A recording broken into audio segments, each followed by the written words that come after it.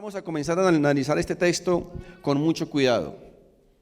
Vamos a leer el verso 1 y el verso 2. Dice: yo soy la vid verdadera y mi Padre es el labrador.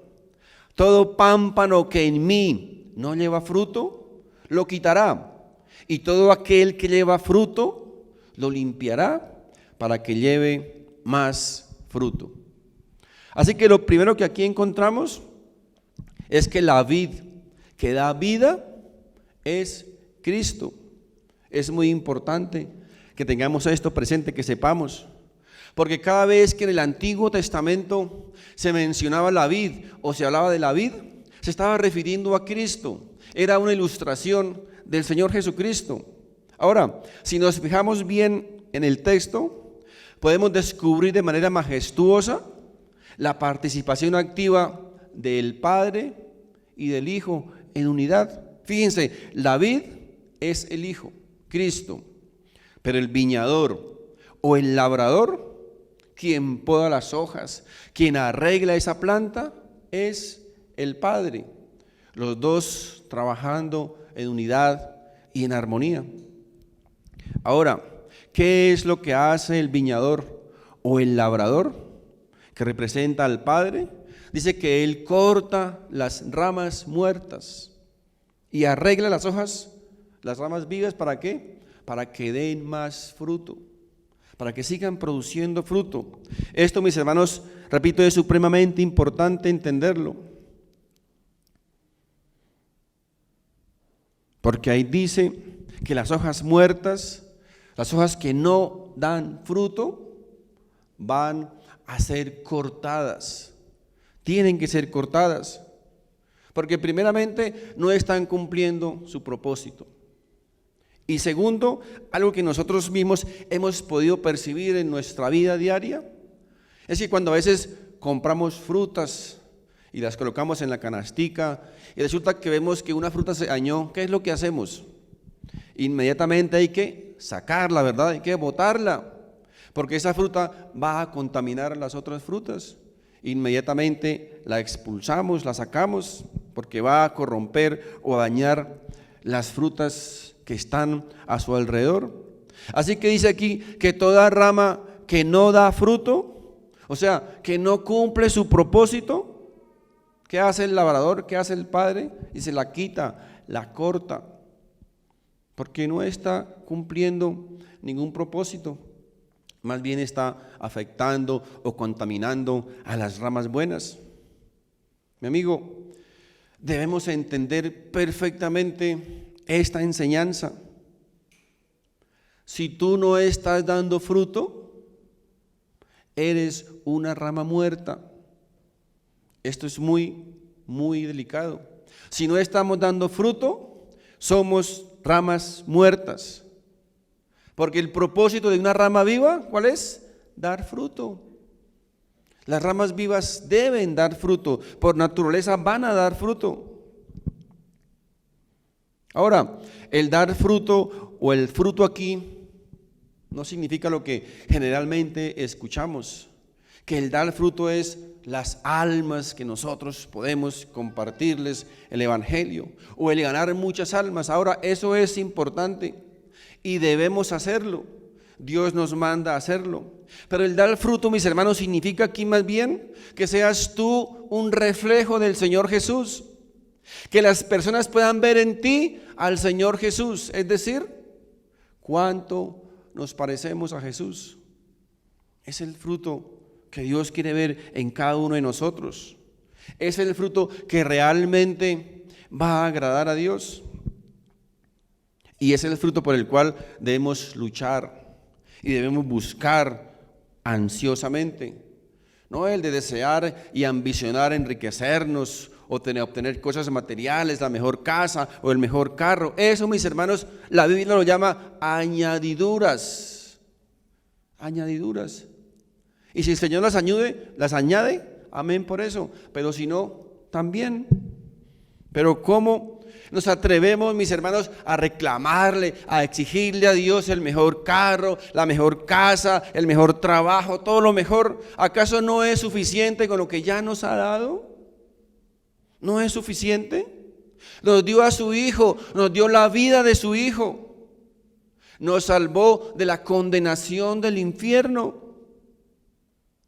La Biblia dice que cuando estábamos muertos en delitos y pecados, dice que Él nos dio vida. Fíjense, estábamos muertos, estábamos condenados, estábamos perdidos, éramos enemigos de Dios, y aún así Dios nos perdonó y nos salvó de las tinieblas.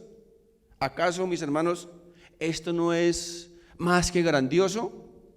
¿Qué más cosas grandes podemos reclamar y exigirle a Dios? ¿No es que usted es un hijo del rey y se merece lo mejor? Mi amigo, si es por méritos, ¿sabe qué nos merecemos? El infierno. Si es por méritos. Pero aún así Él nos libró de eso. Él nos salvó de eso. Y aún así no nos basta. No es suficiente para muchos.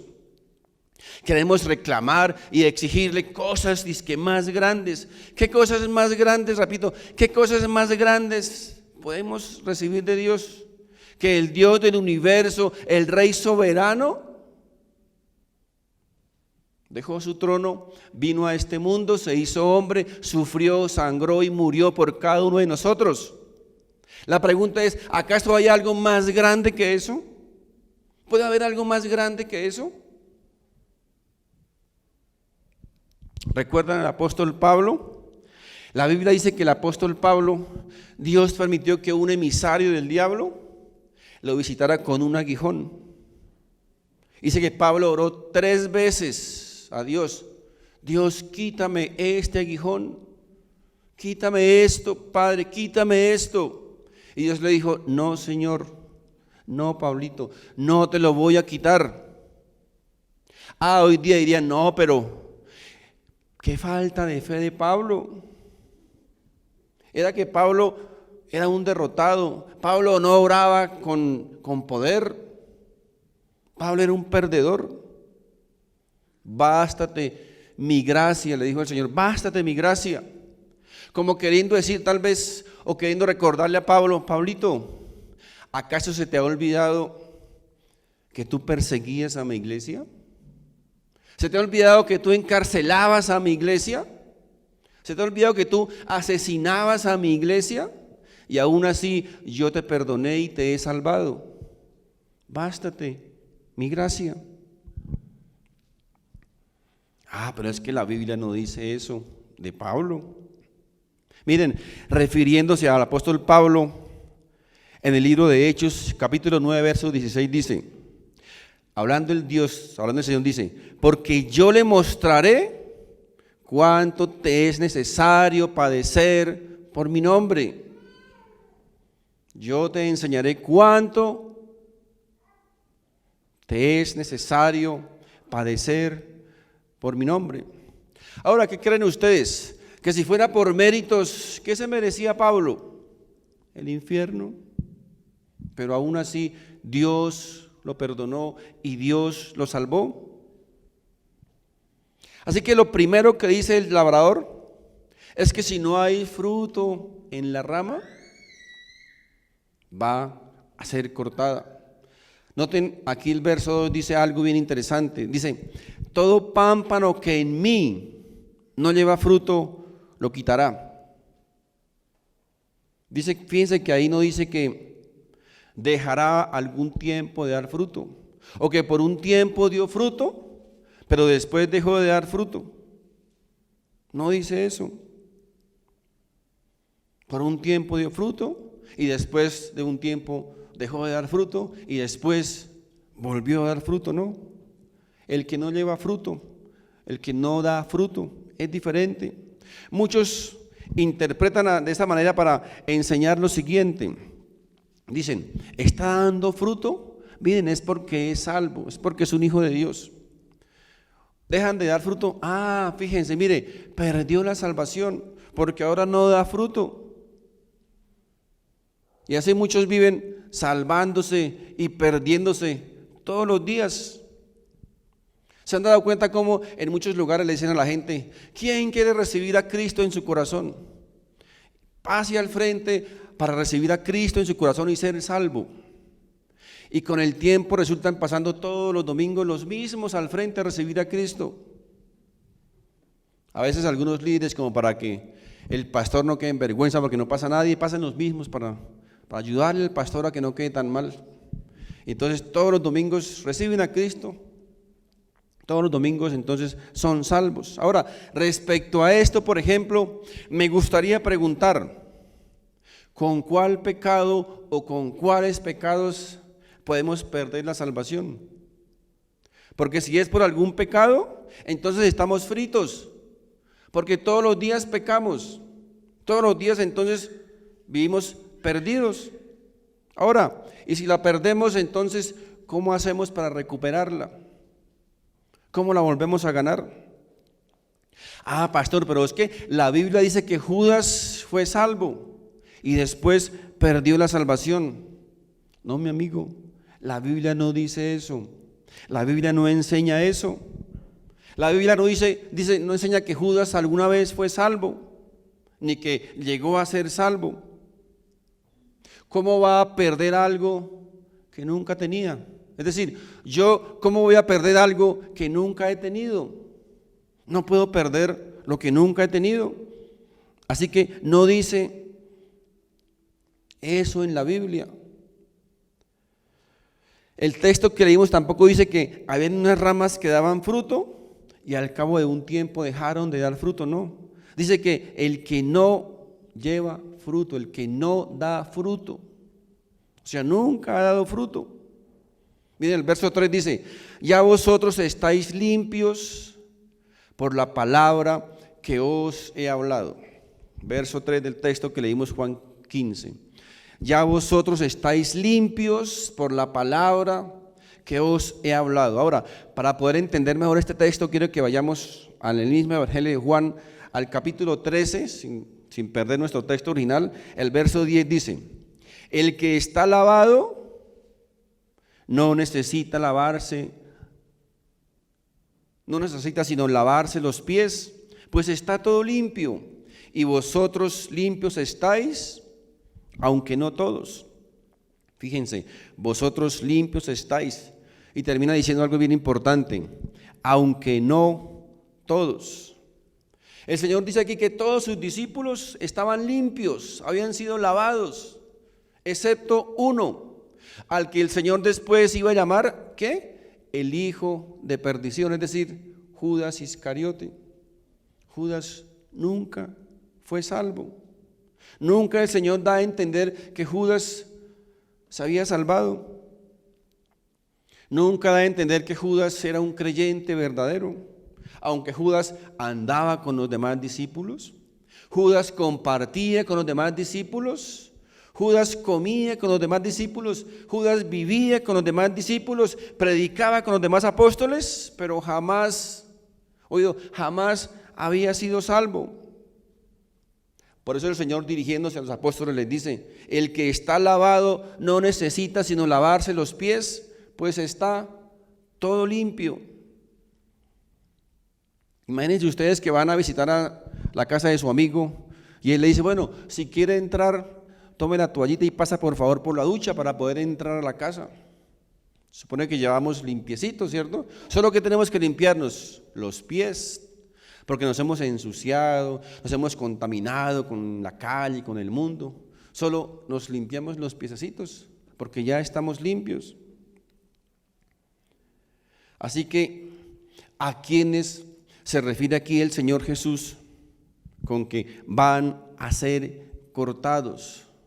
Los que nunca han sido limpiados, aquellas ramas muertas que no dan fruto, aquellas ramas que no están cumpliendo su propósito, que no han sido lavados ni limpiados por el Señor, van a ser cortados. ¿Cuál es la evidencia de que alguien no ha sido lavado? Que no da fruto, que no lleva fruto. No produce ninguna clase de fruto su vida. Puede estar al lado de las ramas vivas, puede convivir con ellas, pero está muerto, es una rama muerta. Y en cualquier momento el viñador o el labrador va a pasar su hacha y va a cortar esa rama porque no sirve para nada, no lleva fruto. Amigo, usted puede estar aquí en una iglesia cristiana, usted puede venir todos los domingos a la iglesia, puede conectarse todos los días a escuchar, a leer la Biblia, puede ser parte de un ministerio, puede ser parte de la alabanza, puede predicar o cantar muy bonito, puedes hacer o ser que parezcas un verdadero cristiano, un hombre espiritual, pero al final puede ser cortado y terminar en el infierno. Es dura palabra, ¿verdad? Porque lo que determina, mis hermanos, quién eres verdaderamente, no es si andas entre el pueblo de Dios, entre el pueblo del Señor, no. Lo que determina es si andas con el Señor del pueblo, con el Dios del universo. Es lo que determina si eres una rama viva. Lo importante no es que digas que conoces a Dios. Lo importante es que Dios te conozca a ti. Yo puedo decir que conozco al presidente, pero ¿saben qué es lo que importa? Que Él me conozca a mí. O si no, ¿de qué sirve decir que yo lo conozco? Lo puede decir cualquiera. Lo que determina tu vida espiritual, mis hermanos, no es tu relación con los creyentes. Ténganlo muy presente. Lo que determina tu vida espiritual es tu relación con Dios. Es lo que determina tu vida espiritual. Así que es completamente imperativo que definas tu relación con Dios. O si no, vas a ser parte de esa gran muchedumbre de personas que un día van a decir: Señor, Señor, yo te conozco. Y el Señor le va a decir: pero yo no te conozco, apartado de mí, hacedor de maldad. No basta, mis hermanos, no basta, no es suficiente con tener apariencia de cristiano. Es necesario ser una hoja viva para que podamos producir fruto, para que pueda llevar fruto. No es suficiente asistir a una iglesia cristiana, no es suficiente. No es suficiente con ser miembro de una iglesia cristiana. Es necesario caminar verdaderamente con Dios. Mis hermanos y mis amigos, tenemos que examinarnos. La Biblia dice que tenemos que examinarnos. ¿Qué estamos viendo en internet? ¿Qué estamos leyendo? ¿Qué estamos hablando? ¿Qué estamos haciendo cuando salimos de la iglesia? ¿Cómo me estoy dirigiendo a mis padres? ¿Cómo es mi relación con mis hijos? ¿Cómo estoy tratando a mi esposa?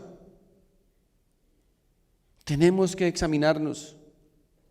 Usted puede ufanarse de llevar 50 años como miembro de una congregación cristiana y al final terminar toda la eternidad en el infierno. ¿Y de qué le sirvió el resto? Así que en primer lugar, las ramas muertas, dice el texto, que nunca han dado fruto, van a ser cortadas. Van a ser cortadas. Pero aquellas ramas vivas que dan fruto, ¿qué va a pasar con ellas? Dice que el labrador, el viñador, que es el Padre, ¿qué va a hacer? Las va a arreglar, las va a podar, las va a perfeccionar, las va a cuidar. Y tal vez en ese proceso las plantas van a sufrir un poquito, pero es por el bien de ellas, porque Dios quiere que sigan dando fruto. Es lo que Él quiere, que den fruto. El verso 3 dice: ya vosotros, recuerden, estáis limpios por la palabra que os he hablado. Fíjense aquí, ¿cuál es el instrumento que Dios usa para transformar nuestras vidas? su santa palabra. Él nos dice, mira, esto es lo que debes hacer, pero no lo estás haciendo. No lo estás haciendo. Ahora, la verdad es que aunque seamos ramas vivas, todos necesitamos ser podados. Todos necesitamos ser podados, porque no hay nadie perfecto. Todos estamos en proceso. Todos en algún momento tal vez hemos dejado de dar fruto. Y por eso es necesario que el viñador, que el labrador, recuerden, tome su hacha y comience a arreglarnos, a podarnos, a perfeccionarnos, a quitar aquellas cosas que están impidiendo que sigamos dando fruto. Eso lo hace el labrador con su huerto. Por eso necesitamos escuchar su palabra, necesitamos oír con atención lo que Dios tiene para cada uno de nosotros, porque recuerden, es la palabra el instrumento que Dios usa para perfeccionarnos. Debemos escuchar con atención lo que la palabra tiene para cada uno de nosotros. Fíjense, para cada uno de nosotros, no para los demás, no para los demás, no para el que no vino. Porque muchos escuchan la palabra y enseguida, oiga, esa palabra como para fulano, ¿verdad? Para sultano, pero no vino Pedrito, no vino Juanito, no vino mi suegra. Esa palabra era para ella, no. La palabra es para cada uno de nosotros, mi amigo. No se preocupe por los demás. Cuando Dios tenga algo para decirle a alguien, Dios lo va a traer para decirle a él. Pero si estoy aquí, es para mí, no para los demás. Preocupémonos por recibir, por entender, por asimilar lo que Dios tiene para cada uno de nosotros. La palabra, recuerden, es el instrumento que Dios usa para transformar nuestra vida cada día. La verdadera vida se demuestra, ¿por qué? Porque hay fruto. Porque hay fruto. Pregúntese cada uno, ¿hay fruto en mi vida? ¿Estoy dando fruto? ¿Soy rama viva o soy rama muerta? Ya saben el destino de cada una de esas ramas. Cada una va a tener un destino diferente. Las personas están viendo a Jesús en mi vida. Cuando salgo de la iglesia, sigo pareciéndome a Jesús.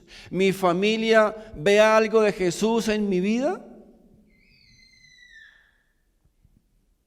O por el contrario, cuando salgo de aquí, se me cae el disfraz de cristiano, se me cae la máscara. Así que, mis hermanos y mis amigos, ya basta de decir, soy cristiano, y comencemos a mostrar a Jesús en nuestra vida en algo. Comencemos a mostrar que realmente somos lo que decimos. Hay multitudes que viven diciendo, soy cristiano, pero no se les nota un poquitico de Jesús en sus vidas. Nada de Jesús por ahí, por ningún lado. Porque no es lo que decimos ser, lo que nos define como creyentes, como cristianos, es el fruto. Oído, es el fruto. En la iglesia, todos parecen cristianos. Si ustedes supieran lo bonitos que se ven así todos juiciositos, todos se ven como creyentes, como cristianos, como buena gente. Todos en la iglesia parecen cristianos, todos cantan como cristianos, todos oran como cristianos, todos dicen amén como cristianos. Pero mis hermanos, lo que son es lo que hay fuera de la iglesia. Es lo que mostramos fuera de la iglesia, es lo que realmente somos. Santiago capítulo 2, verso 19 dice, ¿tú crees que Dios es uno? Les pregunto, ¿tú crees que Dios es uno? Bien haces. También los demonios creen y tiemblan. ¿Tú dices que crees en Dios? Mis amigos, los demonios también creen en Dios. Es más, los demonios hacen algo que nosotros que decimos ser creyentes no hacemos, y es que tiemblan ante la presencia de Dios, tienen respeto de Dios. Muchos que decimos ser creyentes o cristianos, ni siquiera tenemos respeto de Dios.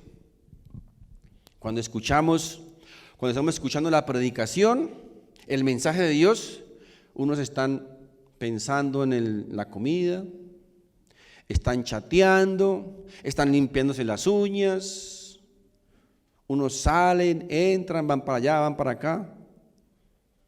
En mi tierra decían que parece que tuvieran hormigas, no se pueden estar quietos escuchando un mensaje.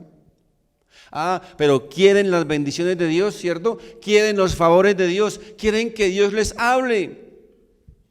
Pero resulta que cuando Dios les habla, están haciendo otras cosas. Entonces, ¿cómo van a escuchar? ¿Cómo van a oír lo que Dios tiene para cada uno de ustedes? Otra cosa, la iglesia no es un club social. ¿Saben ustedes que muchas personas van a las iglesias a buscar novio o a buscar novia? Están en el lugar equivocado. La iglesia no es un club social. Usted no viene a buscar novio o novia a la iglesia. Usted viene a adorar, a honrar, a alabar al Dios del universo y a escuchar lo que Dios tiene para nosotros a través de su palabra. Para eso es la iglesia, para eso es. Estamos en el capítulo 15. Vamos a leer el verso 4 y 5, dice: permaneced en mí y yo en vosotros. Como el pámpano no puede llevar fruto por sí mismo, si no permanece en la vid, así tampoco vosotros, si no permanecéis en mí. Yo soy la vid, dice el Señor, vosotros los pámpanos. El que permanece en mí y yo en él, éste lleva mucho fruto, porque separados de mí, nada podéis hacer. Lo que el Señor aquí nos dice es que separados de Él, apartados de Él, mis hermanos, no podemos dar fruto. No podemos dar fruto. Es diferente llevar 20 años en el Evangelio a llevar 20 años asistiendo a un culto. Es muy diferente. La única manera de que nosotros podamos llevar fruto, la única manera es estando unido a Cristo. Es la única manera, estando en Cristo. Sin Él, mis hermanos, sin Él no podemos cambiar. Sin Él no podemos quitar aquellas cosas que sabemos que están haciendo o perjudicando nuestro crecimiento. Necesitamos estar unidos a Cristo. ¿Saben por qué muchos no podemos cambiar las cosas que nosotros sabemos que tenemos que cambiar? Porque nos creemos muy fuertes y no buscamos al Señor cada día. Miren, les aseguro que después de un poderoso ayuno, después de una poderosa vigilia, después de un tiempo de adoración, de un tiempo de comunión con el Señor, nadie sale a mirar pornografía, porque separados de Él, nada podemos hacer. Necesitamos estar unidos a Él todos los días, en cada momento. Separados de Él, nada podemos hacer. Por eso dice que si permanecemos unidos a Él, vamos a dar fruto, pero alejados de Él, nada podemos hacer. Y este es uno, mis hermanos, de los peores errores de los creyentes: creernos muy fuertes. Creernos muy fuertes. ¿Saben por qué ocurre eso? Porque el mensaje del Evangelio normalmente el día de hoy es: eres fuerte, porque eres hijo del rey, eres un ganador, eres un triunfador, eres un guerrero poderoso, eres cabeza y no cola. Mis hermanos, no existe tal cosa como un poderoso guerrero. No existe tal cosa como un gran hombre de Dios. Lo que hay son pequeños guerreros en manos de un gran Dios. Lo que hay son débiles hombres en manos de un poderoso Dios. Separados de Dios, nada podemos hacer. Nosotros solos, mis hermanos, no tenemos las fuerzas ni para levantarnos por la mañana. Necesitamos la ayuda y la fuerza de Dios para todo lo que tenemos que hacer. ¿Acaso no han oído ustedes cómo grandes hombres, entre comillas, poderosos hombres de Dios han caído y siguen cayendo todavía? Porque se creen muy grandes y muy poderosos. Aún aquel hombre a quien Dios mismo llamó el hombre conforme a mi corazón cayó en bajo, tenebroso y atroz pecado.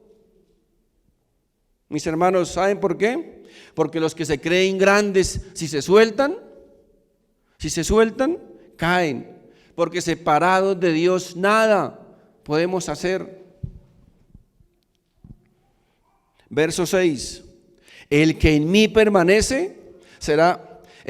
no permanece será echado fuera como pámpano y se secará, y los recogen y los echan en el fuego y arden. Según este texto, ¿cuál es la evidencia de un verdadero creyente? ¿El hablar en lenguas? ¿El sanar enfermos? ¿El liberar endemoniados? No, el permanecer en Él y dar fruto. Por eso dice la Biblia, por sus frutos los conoceréis. No por lo que hacen ni por lo que hablan, por sus frutos. Es permanecer en Él y dar fruto.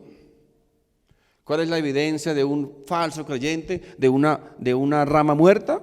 Que no da fruto y en cualquier momento desaparece. Por eso es que vemos que muchas veces mucha gente viene a la iglesia. Aquí han pasado, yo creo que si contáramos cuánta gente ha pasado por aquí en estos 6 años, van a las iglesias por un tiempo y después se desaparecen, se van para el mundo a vivir como diablos y nunca más vuelven. Nunca más vuelven. ¿Por qué? Porque eran ramas muertas, tuvieron que ser cortadas. ¿Por qué las iglesias están tan llenas de falsos creyentes? ¿Saben por qué? Porque casi todos esos falsos creyentes van buscando algo equivocado, van buscando cosas materiales. Y como les prometen cosas como todo lo que pise la planta de tus pies será tuyo. ¿Han escuchado esa promesa? Todo lo que pise la planta de tus pies es para ti. Decrételo, declárelo, créalo y recíbelo. Visualice su auto, visualice su casa y será tuya. Pues, ¿cómo no se van a quedar? Si es lo que están esperando que les llegue, es lo que están buscando. Pero hábleles de que deben negarse a sí mismos, de que deben tomar su cruz y seguir a Cristo, de que van a ser perseguidos, que van a ser odiados, que van a ser encarcelados, y salen corriendo, porque eso no es lo que les interesa. Y se van diciendo, a esta iglesia le falta amor. Es una iglesia legalista, es una iglesia que piensan como perdedores. No les sirve, porque eso no es lo que estaban buscando. Tienen pensamiento de derrota. Pobres primeros creyentes que murieron en el circo romano. Tenían pensamiento de derrota. ¿Por qué no declararon la sangre de Cristo para que tapara la boca de los leones? Juan, verso 7. Si permanecéis en mí y mis palabras permanecen en vosotros, pedid lo que queréis y os será hecho. Llegamos al texto interesante para muchos, lo que a muchos les encanta escuchar. Pedid todo lo que queréis y os será hecho. Este es uno de los textos, ¿cierto?, más hermosos y deseados por muchos. Pero ¿saben por qué? Porque solo toman la parte final, el pedacito que les conviene y lo que les gusta. Pedid todo lo que queréis y os será hecho. Mis hermanos, si fuera así de sencillo, hasta el diablo se convertía.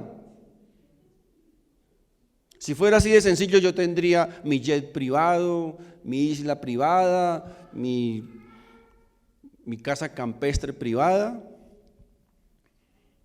Existe. Este texto, mis hermanos, no significa que cualquiera puede pedir lo que se le antoje y Dios corre inmediatamente a lanzárselo. Aquí está hablando, mis hermanos, primero de ramas que tienen vida. Está hablando, mis hermanos, de gente que está en Cristo, gente que está unida a Cristo, gente que da fruto, gente que permanece en Cristo, gente que permanece en su palabra. Así que si permanecemos en la vid, ¿qué va a pasar? Va a haber fruto. Y ese fruto se va a revelar, ¿saben qué? En nuestras oraciones. En nuestras oraciones. Por ejemplo, si la Biblia dice que no acumulemos tesoros en esta tierra, entonces ¿por qué voy a estar pidiendo riquezas? Hay una contradicción. Si yo permanezco en Cristo, si estoy unido a la vid, si soy esa rama viva, pues lo que yo voy a pedir en oración es lo que está en el corazón de Dios. Mi oración, mi petición está conforme a la voluntad de Dios. Y no, mis hermanos, a lo que nuestra carne le apetece. Mis amigos, mis hermanos, glorifique a Dios con tus palabras. Glorifique a Dios con tus acciones. Glorifique a Dios en tu familia. Glorifique a Dios en la calle. En todo lo que haces, glorifica a Dios. Que todo lo que hagamos, dice la palabra de Dios, sea para la honra y para la gloria de Dios. Amén. Pongámonos de pie, vamos a orar, por favor. Amado Padre, en el nombre de Jesús, el nombre sobre todo nombre, en el nombre que un día tu palabra dice que toda rodilla se doblará y toda lengua confesará que Jesús es el Señor. Queremos orar, Señor, delante de ti. Queremos primeramente, Señor, presentarte nuestra acción de gracias, decirte gracias, Señor, por lo que tú has hecho por cada uno de nosotros. Con lo que tú nos has dado, Señor, nos debe bastar. Has salvado nuestra alma, has limpiado nuestra vida, continúas podando, arreglando y cuidando nuestra vida. Nos libraste de la condenación del infierno cuando éramos sus enemigos. Por eso hoy, Padre Santo, solo tenemos palabras de gratitud. Hoy solamente te queremos decir gracias, amado Padre, por la obra que tú has hecho en cada uno de nosotros. Gracias, bendito Dios, por permitirnos estar unidos a esa vid que da vida, que eres tú. Gracias, Rey, por hacernos ramas vivas al estar unidos a ti, Señor.